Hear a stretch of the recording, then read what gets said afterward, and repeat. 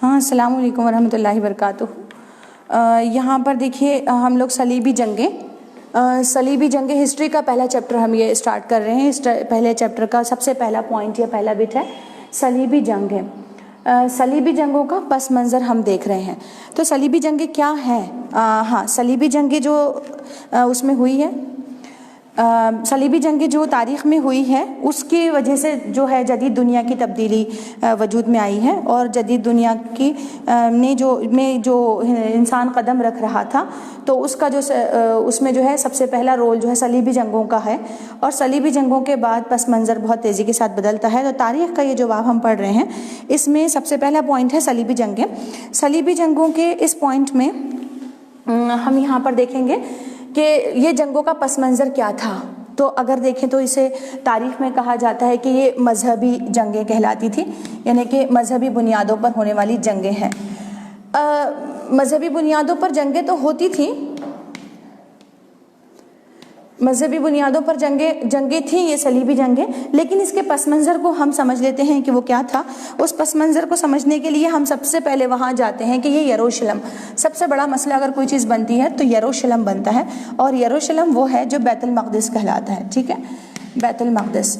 اگرچہ کہ آپ لوگوں کو اگر میں بالکل ایسے ہی پڑھا دوں صلیبی جنگیں کیا تھی اور کون سے سن میں ہوئی تھی اور کس طرح ہوئی تھی تو اس سے مسئلہ آسان ہو جائے گا، لیکن میں سمجھ رہی ہوں کہ آپ اس کے بنیاد کو سمجھیں تاکہ آپ کو تاریخ کی ساری حقیقت بھی پتہ چلے، اور ساتھ میں وہ سیکوینس بھی پتہ چلے کہ کس طرح سے یہ ایک جنگ ایک مذہبی گروہ سے دوسرے مذہبی گروہ اور دوسرے سے تیسرے میں شامل ہوتی ہے۔ اگرچہ کہ یہ پوائنٹ ایک ہے لیکن اس کی جو تبدیلیاں ہیں یہ 2-3 لیکچر میں یہ پوائنٹ کلیئر ہوگا۔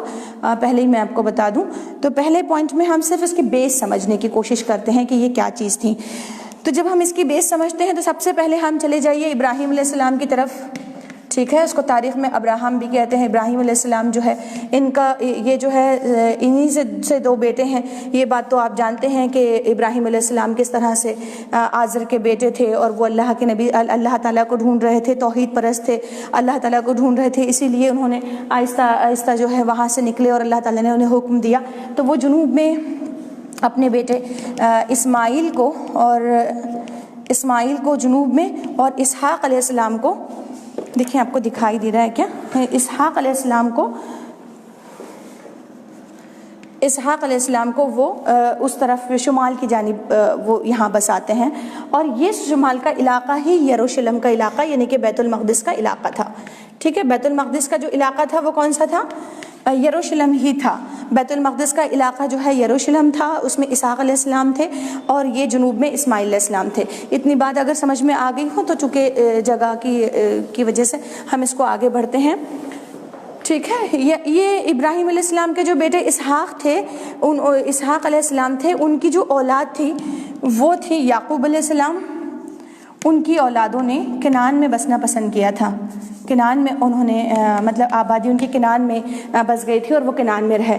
یہ بات بھی آپ جانتے ہیں کہ کنعان سے وہ جو یوسف کے بھائی ہیں ان بھائیوں کے ذریعے سے 12 بھائیوں کے ذریعے سے یوسف علیہ السلام جو ہے وہ کنویں میں ڈال دیے جاتے ہیں، وہاں سے مصر آ کے مصر کے بازار میں ان کی بولی لگتی ہے اور وہ مصر میں رہتے ہیں۔ تو یہاں سے وہ نکلے اور مصر کی طرف چلے، کون؟ یہ جو اسحاق علیہ السلام کے بیٹے یعقوب علیہ السلام نے کنعان میں آباد کیا، کنعان سے وہ مصر میں آئے، اور مصر میں یہاں کہاں تک رہے؟ تو دیکھیں یہ مصر میں جو ہے ان کی اولادیں، ان کے پاس میں جو ابتدائی دور تھا، ابتدائی دور میں تو اس میں یوسف علیہ السلام کے سارے بھائیوں کا بڑا روشن دور رہا۔ پھر اس کے بعد یہاں پر 400 سال، کتنے؟ 400 سال تک 400 سال تک یہاں پر مصریوں نے، پہلے وہاں فرعونوں کی حکومت تھی، اور فرعونوں کی جو حکومت تھی اس میں انہوں نے ابتدائی زمانے میں یوسف علیہ السلام سے متاثر ہو کر ابتدائی دور میں یوسف علیہ السلام کی بالادستی رہی، اور پھر بہت سارے لوگ جو ہیں وہ توحید پرست ہوتے گئے اور مصر کا ابتدائی دور روشن رہا۔ لیکن پھر بعد میں وہاں پر فرعونوں نے جو اسرائیلی تھے، جو 12 بھائی وہاں بسے ہوئے تھے مصر میں، ان پر جو ہے مطلب ان کے اوپر ظلم کرنا شروع کیا، اور وہ لوگ بھی جو تھے ان کے پاس جب تک توحید کا کنسیپٹ کنسیپٹ بہت مضبوط رہا اور ان کے اخلاق اچھے رہے، اس وقت تک تو یہ لوگ بہت اچھا ابتدائی دور گزارتے رہے مصر میں، لیکن پھر بعد میں 400 سال تک فرعونوں نے ان کے اوپر شدید ظلم کیا، اور یہ وہ بنی اسرائیل کا ظلم تھا جو ان کے مطلب نافرمانی کہہ لیجئے یا پھر ان کی اخلاقی پستی، بنی اسرائیل کا جو دور ہے اخلاقی پستی کے سلسلے میں ان کو جو ہے 400 سال تک فرعونوں کے ساتھ رہنا پڑا۔ اچھا، یہ بات ان کو ظاہر تھی کہ یہاں پر جو یہ لوگ بنی اسرائیل یہاں رہے ہیں، یہ آپ کو چیز سمجھ میں آ گئی ہو تو آپ نوٹ ڈاؤن کر رہے ہوں یا نوٹ ڈاؤن بعد میں کر لیں گے، ویڈیو محفوظ ہی ہے۔ تو یہاں پر جب ان کو یہ بات سمجھ میں آئی کہ فرعون جو ہے، فرعون بہت زیادہ ظلم کرتے ہیں کس پر؟ بنی اسرائیل پر۔ اب 400 سال کا وقفہ بہت لمبا ہوتا ہے، 400 سال، تو 400 سال میں ان لوگوں کے ذہن میں یہ بات تھی کہ ہم اگر یہاں سے نکل جاتے ہیں اور ہم اپنے پیغمبروں کی زمین جو ہے وہاں بیت المقدس کے زمین پر، پیغمبروں کی زمین پر اگر ہم بستے ہیں تو یہ ہمارے لیے اچھا رہے گا۔ مقدس زمین کون سی تھی ان کے نزدیک؟ ان کے نزدیک مقدس زمین تھی بیت المقدس کی، وہی بیت المقدس والی زمین۔ لیکن ان کو اجازت فرعونوں کے پاس سے نہیں ملتی تھی۔ کیوں نہیں ملتی تھی؟ کیونکہ فرعونوں نے ان کو غلامی ان پر مسلط کی تھی، اور اسی غلامی میں یہ فرعون کے بنی اسرائیل کے لوگوں سے تعمیرات کے بہت بڑے بڑے کام لیا کرتے تھے اور ان کے ساتھ ناروا سلوک کرتے تھے، ان کو خدمت گزار کے طور پہ وہ لوگ استعمال کیا کرتے تھے بنی اسرائیل کو۔ پھر آپ آ جائیے موسیٰ علیہ السلام کے اس واقعے کی طرف جو آپ کو پہلے ہی پتہ ہے کہ موسیٰ علیہ السلام جو ہے وہ وہاں سے نکلتے ہیں اور ان کی ماں جو ہے بنی اسرائیل ہی میں کا بچہ ہے، فرعون سارے بچوں کو مار دیتا ہے، اور پھر بنی اسرائیل میں کی جو ماں ہے، ڈری ہوئی ماں، وہ اس کو دریائے نیل پہ چھوڑ دیتی ہے، وہ پھر وہاں چلا آتا ہے، پھر ان کے محل میں چلا آتا ہے، پھر فرعون نے ان کی پرورش کی۔ پھر موسیٰ علیہ السلام کے ہاتھ سے قتل ہو گیا، جس کے صلے میں وہ باہر چلے گئے۔ باہر جانے کے بعد ان کو اللہ رب العالمین کا حکم ہوا کہ وہ فرعون کے پاس جائیں، وہاں جا کے شعیب علیہ السلام جو اس وقت کے پیغمبر تھے، ان کی بیٹی صفورہ سے ان کی شادی ہوتی ہے، اور پھر بدلے میں وہ 12 سال تک وہاں مدد کرتے ہیں۔ سارا قصہ موجود ہے۔ پھر اس کے بعد جب وہ واپس آتے ہیں تو آنے کے بعد بنی اسرائیل سے کو اللہ تعالیٰ اس مصر سے آزادی دیتا ہے، جیسے کہ فرعون غرقاب ہو گیا اور یہ جو ہے بحر احمر میں غرقاب ہو جاتا ہے، اور یہ لوگ نکل کر آتے ہیں۔ اب یہاں پر اس نقطے پر آ جائیے یہاں پر، ٹھیک ہے؟ ہم اس کو یہ اس بات ذہن میں رہے کہ ہم یروشلم سمجھ رہے ہیں، اور یروشلم صلیبی جنگوں کا کیسے مطلب حصہ بنتا ہے یہ ہم سمجھنے کی کوشش کر رہے ہیں۔ جب یہ بحر احمر سے نکل کر یہاں سے آتے ہیں تو یہ اترتے ہیں وادی سینا میں۔ وادی سینا میں آپ لوگ جانتے ہیں کہ وادی سینا ایک ایسا علاقہ ہے جس کے بالکل بازو میں، جل کے بالکل نیچے اتر جائیں وادی سینا کے پیچھے ہی ایک وادی ہے، وادی کے پیچھے بالکل ایسی سائیڈ میں ارض مقدس ہے۔ یہاں پر ارض مقدس وہیں پر ہے، کہاں پر؟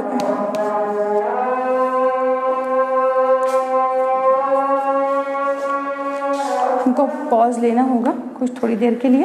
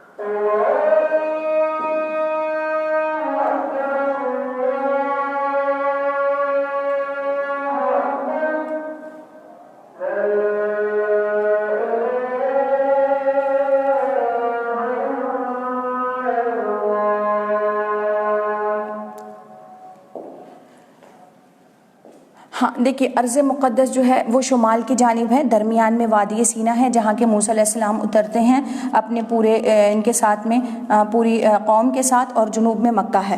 اب یہ درمیان والا جو علاقہ ہے یہاں پر موسیٰ علیہ السلام کو اللہ وہ ان کی جو 12 بھائی تھے نا، تو 12 چشمے اللہ تعالیٰ ان کو 12 چشمے وہ پورے ان کو ملتے ہیں، وہاں رزق من السلویٰ اتارا جاتا ہے۔ دیکھیے یہاں پر اگر آپ لوگوں کو سارا واقعہ پتہ ہے اس لیے میں صرف سلائڈلی ایسا لکھوں گی کہ 12 چشمے ملتے ہیں، اور پھر وہ وہاں پر جو ہے 12 چشموں کے ساتھ ان کے پاس میں من و سلویٰ بھی وہیں پر ان کو ملتا ہے، ٹھیک ہے۔ اس طرح سے یہاں پر وہ اچھے سے رہنے لگتے ہیں۔ اور جب موسیٰ علیہ السلام کو اللہ تعالیٰ جو شریعت عطا کرتے ہیں، شریعت موسوی، تو وہ شریعت کو نافذ کرنے کے لیے اللہ تعالیٰ نے کہا، موسیٰ علیہ السلام نے کہا، اب یہاں تک تو سب کے سمجھ میں آ گیا کہ یہ درمیانی علاقہ تھا۔ ابھی موسیٰ علیہ السلام کی قوم کو اللہ تعالیٰ نے یروشلم یعنی کہ ارض مقدس جسے کہتے ہیں وہ ابھی نہیں دیا تھا، ٹھیک ہے۔ یہاں تک آپ کے بات سمجھ میں آ گئی۔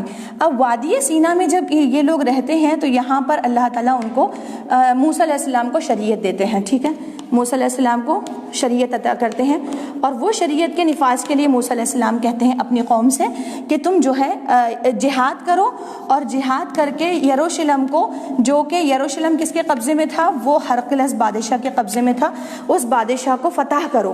یروشلم کو فتح کرنے کے بعد جو ہے ہم تم کو یروشلم کو فتح کرو، تو اللہ تعالیٰ نے کہا کہ مجھ سے اللہ میرا رب کہتا ہے کہ اگر یروشلم فتح ہو جائے تو ہم اس صورت میں موسیٰ علیہ السلام کی شریعت کو نافذ کر سکتے ہیں۔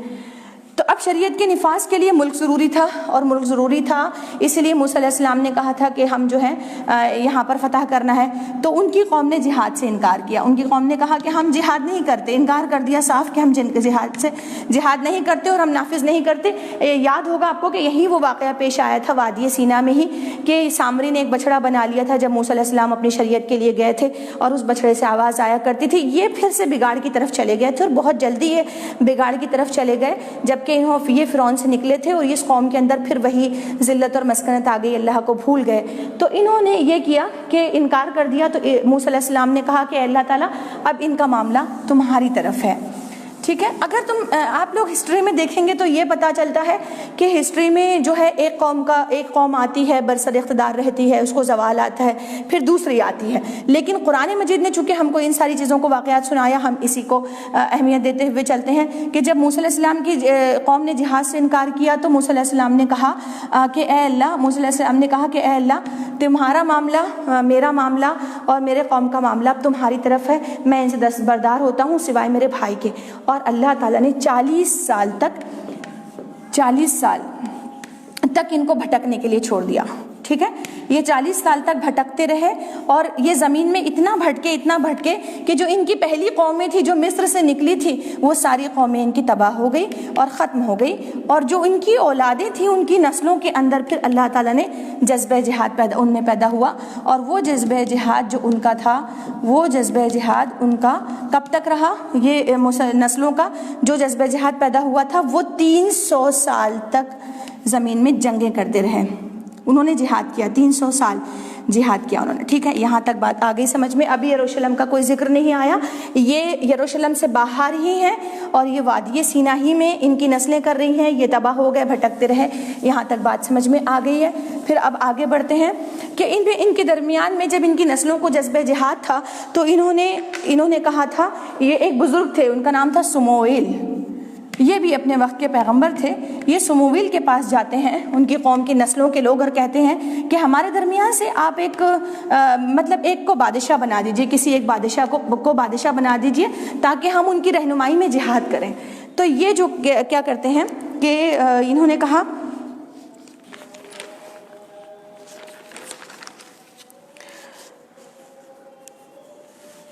اچھا، یہ یروشلم میں اس وقت کس کی حکومت تھی؟ اس وقت ان کے پاس جالوت کی حکومت تھی۔ جالوت کی حکومت کہاں پر تھی؟ یروشلم میں تھی، اور مطلب یہ روم کے اصل باشندے تھے، یہ روم کے باشندے تھے، اور یہاں جالوت کی حکومت تھی۔ اور یہ جو ہے اس حکومت سے لڑنے کے لیے سموئیل نے جن کو طے کیا تھا وہ طالوت تھا، ٹھیک ہے۔ اب یہ طالوت جو ہے یہ جہاد کرتے ہیں اور یہ مطلب اپنے جہاد کے ساتھ روم پر چڑھائی کرتے ہیں، یروشلم ارض مقدس پر، اور ارض مقدس پر یہ جو ہے یہ ارض مقدس پر جہاد کرتے ہیں۔ تو ان کے سپہ سالار میں ایک لشکر تیار کرتے ہیں، تو ان کے لشکر کے اندر ایک 16 سالہ نوجوان تھا، ان کا لشکر بناتے ہیں، اس میں ایک لشکر میں 16 سالہ نوجوان تھا جس کا نام تھا داؤد، اور یہ داؤد جو ہے اس 16 سال کے نوجوان نے ہی جالوت کو مارا تھا، اس کو قتل کیا تھا، ٹھیک ہے، اور یہ بہت جری اور بہادر تھا۔ اور طالوت کو بھی جنہوں نے کیا تھا یہ ایک چرواہا تھا، طالوت ایک چرواہا تھا اور وہ جو ہے ایماندار تھا، ذہین و فتین تھا اور بہت مضبوط جسم والا تھا۔ تو سموئیل نے کہا کہ ہم میں بہتر یہ ہے، تو جو لوگ ماننے والے تھے انہوں نے طالوت کے ساتھ جنگ کی، طالوت کے ساتھ لشکر میں شامل ہوئے۔ ان میں ایک لڑکا تھا 16 سالہ داؤد نام تھا، اسی نے بہت جری اور بہادری کے ساتھ جنگ کی اور جالوت کو قتل کر دیا۔ اب یہ ہوا کہ وہاں پر جو ہے یروشلم فتح ہو گیا۔ کس نے فتح کیا یروشلم؟ داؤد علیہ السلام اور طالوت نے، انہوں نے فتح کیا۔ یہ کب کا خواب تھا؟ یہ بنی اسرائیل کا پرانا خواب تھا کہ یہ پیغمبر ابراہیم کی مقدس زمین ہے جہاں وہ آئے تھے، تو یہاں پر وہ ہجرت کر کے یہاں آئے تھے، تو اس سرزمین کو جو ہے حاصل کرنا یہ پرانا خواب تھا اور یہ طالوت کے ذریعے سے مکمل کیا گیا۔ اور داؤد علیہ السلام کی بہادری اور ان کی داؤد علیہ السلام کی بہادری دیکھ کر انہوں نے کیا کیا، ان کو اپنا داماد بنا لیا طالوت کا، اور اس طرح سے یہ جانشین بن گئے۔ کون؟ داؤد علیہ السلام جانشین بن گئے۔ داؤد علیہ السلام کے بیٹے ہیں سلیمان نے ہی یروشلم میں بیت المقدس کی یروشلم میں تعمیر کی۔ کس نے؟ داؤد کے بیٹے سلیمان نے۔ اب یہاں سے اصل مسئلہ شروع ہوتا ہے صلیبی جنگوں کا۔ اتنی بات آپ کے سب کے سمجھ میں آ گئی کہ سلیمان علیہ السلام ہی نے تعمیر کی، اور یہ سلیمان علیہ السلام کوئی عیسائی پیغمبر ہیں یا یہودی پیغمبر ہیں یا یہود میں آئے، ایسی بات نہیں ہے، بلکہ اصل بات یہ ہے، اصل مقصد ہے توحید، کہ یہ جانشین تھے توحید کے، جو یہ یروشلم کے ساتھ ہے کہ جو توحید پرست ہوگا، جو اللہ کو ایک مانے گا، اللہ کے احکامات کو مانے گا، وہ یروشلم کو پیغمبرانہ مقدس زمین مانتا ہے اور اس کی خواہش کرتا ہے، ٹھیک ہے۔ تو جب انہوں نے کیا کیا، ان کا سلسلہ یہاں سے چلتا ہے، ان کا توحید مرکز تھا، اور سلیمان علیہ السلام نے بیت المقدس کی تعمیر کی تھی، اور سلیمان علیہ السلام ہی کے ذریعے سے بیت المقدس کی تعمیر ہوئی۔ وہیں پر ہیکل سلیمانی بھی ہے، بیت المقدس کی تعمیر ہوئی اور ہیکل سلیمانی وہیں پر ہے۔ کہاں پر؟ اس میں بیت المقدس میں ہے، ٹھیک ہے۔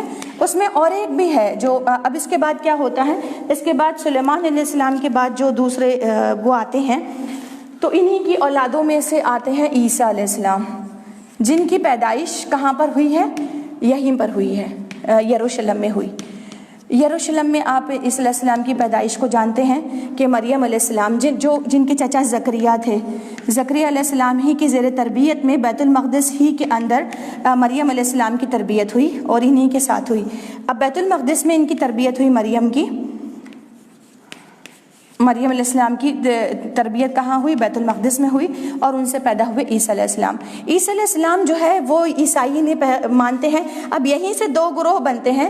نمبر ایک، پہلا گروہ بنتا ہے وہ جنہوں نے عیسیٰ علیہ السلام کو قبول کیا، اور یہ نسلیں کون چلی آ رہی تھی؟ یہ پوری یروشلم میں جو سلیمان داؤد علیہ السلام کے ذریعے سے آ رہی تھی، یہ موسیٰ علیہ السلام کی نسلیں تھیں۔ یہ اپنے آپ کو یہود کہتے تھے، اور ان کے عیسیٰ علیہ السلام کی آمد کے بعد دو گروہ بن جاتے ہیں۔ جنہوں نے عیسیٰ کو قبول کیا وہ حواری تھے اور چند ایک تھے، اور جو دوسرے جنہوں نے نہیں قبول کیا، بغاوت کی عیسیٰ علیہ السلام سے، وہ یہود تھے، ٹھیک ہے۔ وہ اپنے آپ کو یہود کہتے تھے اور یہود ہی تھے۔ انہوں نے یحییٰ علیہ السلام کو قتل کر دیا، یحییٰ علیہ السلام کو قتل کیا، اور زکریا علیہ السلام کو انہوں نے جو ہے یہ عیسیٰ علیہ السلام کو انہوں نے مصلوب کر دیا، انہوں نے صلیب پر چڑھا دیا، ٹھیک ہے۔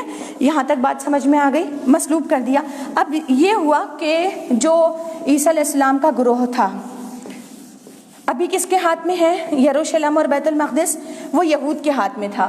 جیسے جیسے عیسیٰ علیہ السلام کے ہاتھ میں آیا تو عیسیٰ علیہ السلام کا جو گروہ ہے اس نے عیسیٰ علیہ السلام کے بعد جو دو گروہ بنے تھے تو وہ یہود کو زوال ہوا اور عیسیٰ علیہ السلام کو کی اس پہ غلبہ پایا۔ کس نے؟ عیسیٰ علیہ السلام کی قوم نے۔ اسی لیے عیسیٰ علیہ السلام کی قوم کے غلبے کی وجہ سے یروشلم کس کے ہاتھ میں چلا گیا؟ یہود سے ہاتھ میں گیا، عیسائی کے۔ عیسائیوں کے ہاتھ میں چلا گیا یروشلم. ٹھیک ہے, یہاں تک بات سمجھ میں آئی. ابھی یروشلم پر انہی کا قبضہ تھا اور یہ جو ہے عیسیٰ علیہ السلام کے پاس تھے. اب یہود کے اوپر آ جائیے کہ یہود تو یروشلم سے نکال دیے گئے. یروشلم سے نکال دیے جانے کا بھی قصہ بہت طویل ہے کہ یروشلم سے یہود نکال دیے گئے اور ان کو نکالنے کے لیے عیسائیوں نے انہیں نکال دیا, وہاں سے نکال باہر کیا. لیکن یہ جو یہود تھے ان کی سرکشی بہت زیادہ تھی. جب اسلام غالب آیا اس وقت بھی اللہ کے نبی صلی اللہ علیہ وسلم کے زمانے میں جتنے غزوات ہوئے ہیں وہ یہود کی سازشوں کی وجہ سے ہوئے ہیں. خیبر میں ان کے قلعے تھے, یہ ہر جگہ جاتے تو اپنی اخلاقی پستی کا شکار تھے, لوگوں کو برائی کی طرف اکساتے تھے. ان میں فحش بہت زیادہ تھا تو فحش چیزوں کی طرف اکسایا کرتے تھے. تو یہود نے جو ہے یہود کے ہی اس طبقے نے اللہ کے نبی صلی اللہ علیہ وسلم کے ساتھ بھی سازشیں کرنے لگے. انہیں احساس تھا اس بات کا کہ پیغمبرانہ منصب صرف انہی کے لیے ہے, انہی کے لیے خاص ہے. یوسف علیہ السلام کی زندگی سے ہم سیکوینس میں دیکھتے ہیں کہ وہاں بھی ان کے بھائیوں کی جو سازشیں تھیں وہ سازشیں عیسیٰ علیہ السلام کے دور میں بھی قائم رہی, پھر وہی سازشیں اللہ کے نبی صلی اللہ علیہ وسلم کے زمانے میں بھی قائم رہی. اللہ کے نبی صلی اللہ علیہ وسلم کے زمانے میں ان لوگوں نے یہ کیا کہ یہاں پر انہوں نے اس قسم کا رویہ اختیار کیا کہ غزوہ خیبر میں جو ان کے یہودیوں کے قلعے تھے وہ وہاں سے نکل گئے, یروشلم سے نکال دیے گئے, بلکہ بڑی ان کے ساتھ بے عزتی کے ساتھ نکال دیے گئے, ان کا قتل عام کیا اور نکال دیا عیسائیوں نے انہیں. اب پھر اس کے بعد عیسائیوں کے سے مراد وہاں پر جو عیسیٰ علیہ السلام کو ماننے والے لوگ تھے انہوں نے نکال دیا. اللہ کے نبی صلی اللہ علیہ وسلم سے جب ان کا سابقہ پیش آیا تو یہاں بھی ہم نے ان کو سازشیں کرتے ہوئے اور جاسوسی کرتے ہوئے پایا. ایک مرتبہ تو بازار میں اللہ کے نبی صلی اللہ علیہ وسلم کے نے دیکھا کہ یہود جو ہے ایک عورت کا چادر کھینچتا ہے, ایک یہود تو اللہ کے نبی صلی اللہ علیہ وسلم کہتے ہیں بازار الگ کر دیجئے. پھر اس طرح ہم غزوہ احزاب میں دیکھتے ہیں کہ ان کے اندر اتنی اخلاقی پستی ہے کہ وہ اللہ کے نبی صلی اللہ علیہ وسلم سے وعدہ کرتے ہیں اور اس وعدے کو توڑ دیتے ہیں. اب یاد سے غزوہ خیبر, غزوہ احزاب اور پھر جو مطلب ان کی جاسوسی کی وجہ سے اللہ کے نبی صلی اللہ علیہ وسلم نے بھی انہیں نکال باہر کیا. اسلام میں اصل میں تمام اسلام جہاں بھی غلبہ پاتا ہے وہاں اپنے رہنے والوں کو ان کے سلیم الطبعی کے ساتھ رہنے کی اجازت دیتا ہے. لیکن اگر ان کی سازشیں اس قدر ہو جائیں کہ مسلمانوں کے لیے مسائل کھڑے ہوں اور اخلاقی پستی عوام میں پھیلا رہے ہوں, کچھ اصول ہیں وہ اپنا نہیں رہے ہوں اور اپنے وعدے توڑتے ہوں, تو پھر اللہ کے نبی صلی اللہ علیہ وسلم نے انہیں باہر کیا. اور پھر یہی عیسائیوں ہی کی وجہ سے قیصر روم سے جب اللہ کے نبی صلی اللہ علیہ وسلم نے توحید کا پیغام ہر سرزمین پر بھجوایا, قیصر روم پہ بھجوایا تھا, وہاں پر بھی قیصر روم میں جنگ تبوک اور موتا ہوئی. آپ ان کو بھی پڑھیے, جسٹ ہوم ورک کے طور پر پڑھیے. جب تک آپ ہسٹری پڑھنا چاہتے ہیں, آپ کو ہسٹری پسند ہے یا تاریخ کا کوئی باب پڑھنا چاہتے ہیں, جب تک اس کے کڑیاں جو کھول نہ لیں آپ, اس وقت تک سمجھ میں نہیں آتا. اگر میں چاہوں تو صلیبی جنگوں کا پس منظر آپ کو ڈائریکٹ سنا سکتی ہوں کہ بھئی صلیبی جنگ فلاں ٹائم سے شروع ہوتی ہے, نمبر 1 جنگ ہوئی, نمبر 2 جنگ ہوئی, اور اس جنگوں کے ساتھ ساتھ یہ بھی میں آپ کو آسانی سے بتا سکتی ہوں کہ کس کے بعد ہوئی کیا ہوئی. لیکن یہ ساری کڑیاں آپ سمجھیں گے تاریخ اسلام کے حوالے سے یا کسی سے یا مطلب غزوات کو آپ پڑھیں گے تو آپ کو پھر اس کا پورا سیاسی پس منظر سمجھ میں آئے گا. تو میرا یہ کوشش ہے کہ آپ کو سیاسی پس منظر سمجھائیں, جبکہ اس کے دوسرے ٹاپک کے اندر جدید دنیا کی بنیادیں کس طرح رکھی انہوں نے, جدید دنیا کی بنیاد اس میں پس منظر میں ہے. تو یہاں پر پھر سب سے پہلے جو قیصر روم کے متولی تھے وہ روم کا قیصر روم متولی تھا بیت المقدس کا, اور شام فلسطین کے مالک بھی وہی بنے ہوئے تھے, اور وہاں پر توحید قائم نہیں تھا. جبکہ میں آپ کو پہلے ہی بول چکی ہوں کہ یہ جو بیت المقدس ہے یہ ان کے حصے میں آئے گا, توحید پرست ہوں گے, یہ کنسیپٹ ہے. اور ہمیشہ سے یہ اپنے پیغمبروں کے حوالے سے توحید پرستوں کا گھر رہا, اور توحید پرستوں ہی کہ اللہ کے نبی صلی اللہ علیہ وسلم بھی جب معراج کے موقع پر جاتے ہیں تو اللہ کے نبی صلی اللہ علیہ وسلم جو ہے بیت المقدس میں قیام کرتے ہیں, جبرائیل انہیں وہاں لے جاتے ہیں. تو یہ ہر پیغمبر کی زمین رہی ہے اور اللہ تعالیٰ کے نزدیک مقدس بھی رہی. اللہ تعالیٰ نے مقدس زمین سے بنایا. اچھا, یہ تصور یہودیوں کے پاس بھی تھا کہ یہ ہماری ارض مقدس ہے کیونکہ یہاں پر سلیمان علیہ السلام, داؤد علیہ السلام ہوئے ہیں. یہی تصور عیسائیوں کے پاس تھا کہ یہاں پر عیسیٰ علیہ السلام آئے ہیں تو اس لیے ان کے لیے مقدس ہے. اور مسلمانوں کے پاس بھی تھا کہ یہ جو ہے یہ زمین مقدس ہے اور یہ مسلمانوں کی ہے کیونکہ اللہ کے نبی صلی اللہ علیہ وسلم کو معراج میں وہاں لے کر گئے تھے. لیکن اللہ تعالیٰ نے صاف صاف کہا کہ ابراہیم نہ یہودی تھا، نہ نصرانی تھا، نہ عیسائی تھا، بلکہ ابراہیم جو تھا وہ مسلمان تھا. اور مسلمان کہتے ہیں توحید پرست کو، جو توحید کو، اللہ کو ایک مانتا ہے. مطلب ثابت ہوا کہ وہ سرزمین پر کسی کا کلیم نہیں ہے، کسی یہودی، کسی نصرانی یا کسی عیسائی کا یا کسی مسلمان کا. وہ اس کا کلیم ہے کہ جو اللہ کو ایک مانے، اللہ کی شریعت پہ مانے اور اللہ کے احکامات کا پابند ہو. یہ بات آپ کے ذہن میں رہے. پھر سب سے پہلے جب عیسائیوں کا یہ میں نے آپ سے بتایا کہ یہ عیسائیوں کا قبضہ رہا اس کے اوپر، اس وقت سے رہا جب سے کہ عیسیٰ علیہ السلام آئے تھے. اس وقت سے کب تک رہا؟ اللہ کے نبی صلی اللہ علیہ وسلم کی زندگی میں جب یہ جنگ ہوئی، ابو عبادہ بن جراح نے یروشلم کو فتح کیا. کس نے؟ ابو عبیدہ بن جراح. ابو عبیدہ بن جراح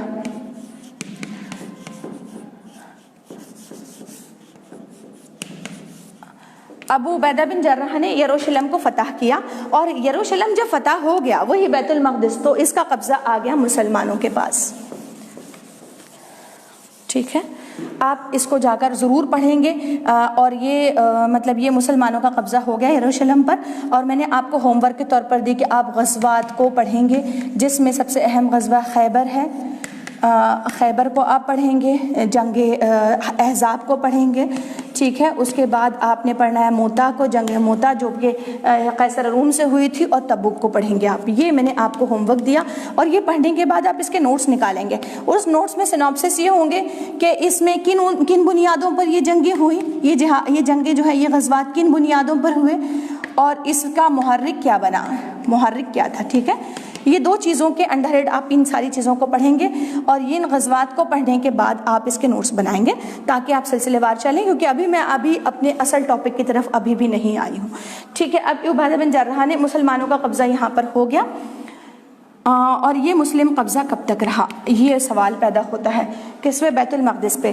دیکھیے، جب ابو عبیدہ بن جراح کا ہوا تو انہوں نے جا کر اللہ کے نبی صلی اللہ علیہ وسلم کی تعلیمات کو پیش کیا اور کہا کہ اللہ کے نبی صلی اللہ علیہ وسلم جو ہے توحید کی دعوت دیتے ہیں، اللہ کی طرف بلاتے ہیں. تو انہی کے سامنے جو وہاں کے پادری تھے، بیت المقدس کے جو پادری تھے، انہوں نے کہا، بیت المقدس کے پادری نے کہا تھا کہ ہم تمام ایمان لائے ہیں، کیونکہ وہ دین ہے جو مریم والا دین ہے. تو مریم علیہ السلام والے دین ہے، اس لیے ہم اس پر ایمان لائے ہیں، اللہ کے نبی صلی اللہ علیہ وسلم پر. اور وہ ایمان لے آئے تھے. اور انہوں نے یہ بات ظاہر کی تھی ابو عبیدہ بن جراح کے سامنے کہ تمہارا جو خلیفہ ہے، عمر رضی اللہ عنہ کے زمانے میں فتح ہوا یروشلم.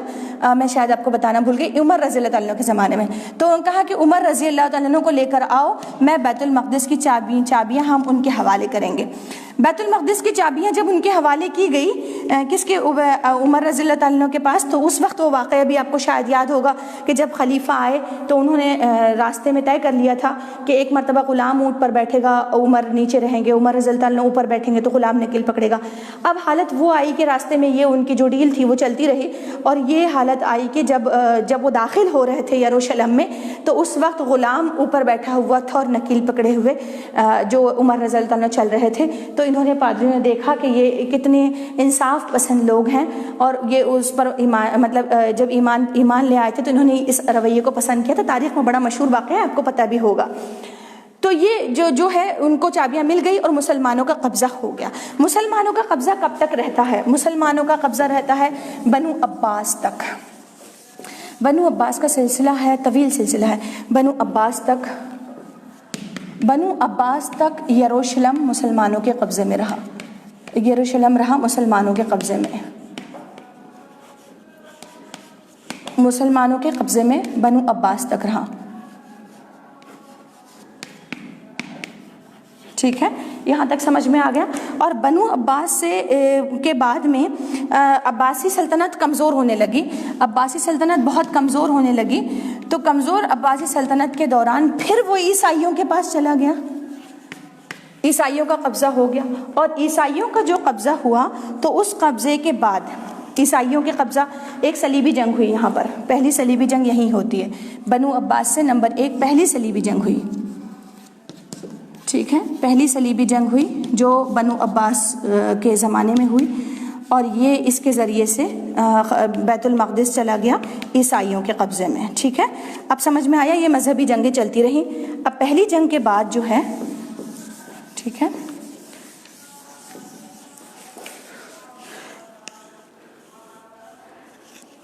اچھا، پھر پہلی جنگ کے بعد قبضہ ہو گیا عیسائیوں کا، اور دوسرا جو دوسری جنگ کا آغاز ہوتا ہے، دوسری جنگ کا آغاز ہوا، دوسری صلیبی جنگ کا آغاز نور الدین زنگی کے زمانے میں ہوا۔ نور الدین زنگی کے زمانے میں دوسری صلیبی جنگ کا آغاز ہوا، یہ نمبر 2 تھی۔ لیکن یہ 2 کے بعد فتح نہیں ہوا اور مسلمانوں کے ہاتھ میں نہیں آیا۔ اس کے بعد تیسری صلیبی جنگ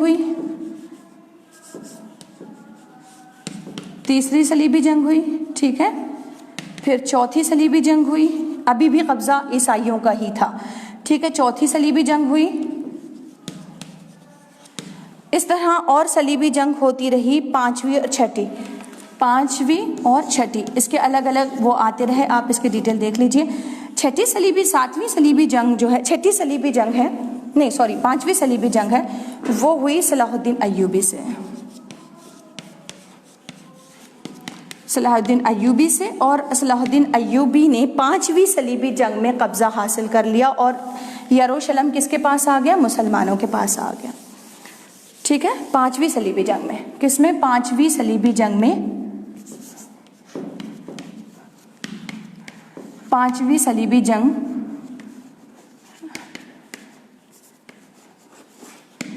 صلاح الدین ایوبی کے ساتھ ہوئی، اور صلاح الدین ایوبی کے پاس جو ہے اس کا قبضہ آ گیا، یروشلم کا قبضہ آ گیا۔ اچھا، یروشلم کا قبضہ جب ان کے پاس آیا، کس کے پاس؟ صلاح الدین ایوبی کے پاس، تو یہ کب تک رہا؟ عثمانی سلطنت تک۔